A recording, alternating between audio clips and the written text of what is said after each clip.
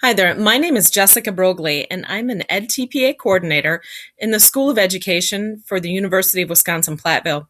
And I'm here today to talk about how to prep for the edTPA, specifically practice working with video. Now, why would you want to do that early? Well, the edTPA requires you to capture, compress, and upload multiple segments of video.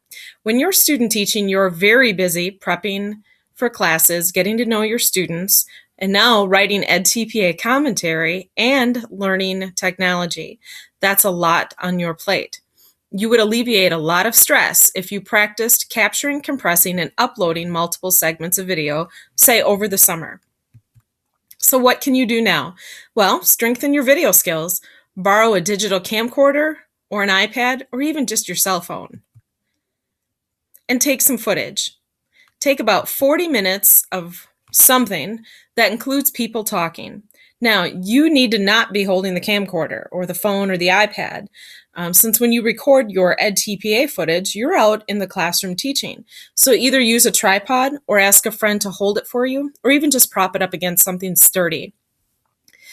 Record your voice at 5 feet away, 10 feet away, 15, and even 20 feet, just to see how easily are you heard from that distance? I think you'll be surprised that although the iPad seems to be a preferred recording device since most people are somewhat familiar with it, it's actually very hard to pick up audio more than 10 feet away. That will help you realize that when you have your classroom, if you're choosing to use an iPad, you need to make sure that iPad is very close to you and your target group.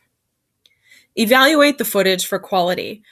What does lighting look like and sound? And how does it pick up exterior noise? Basically, you need to ask yourself, where do I place this device to get the best video and audio? Next, you'll need to practice importing and think about what software do you have access to easily. So you need to trim and compress your video. Remember, we use TaskStream to upload or house your edTPA portfolio. And TaskStream only allows you to upload 500 megabytes per clip. That is really, really small. That means all of your videos will need to be compressed into MP4s, no bigger than 500 megabytes. So if you're a Mac person, you have a Mac, say laptop and iMac, you would use iMovie. If you were going to use an iPad, there's an app that you can purchase called iMovie for your iPad. If you're a PC person, you would use Movie Maker. That is a free download if you do not already have it. If you're a Chromebook user, you can use a product called WeVideo. You would purchase that from the Chrome Web Store. And lastly, anybody can use Handbrake. Handbrake really doesn't edit videos per se, it just compresses videos.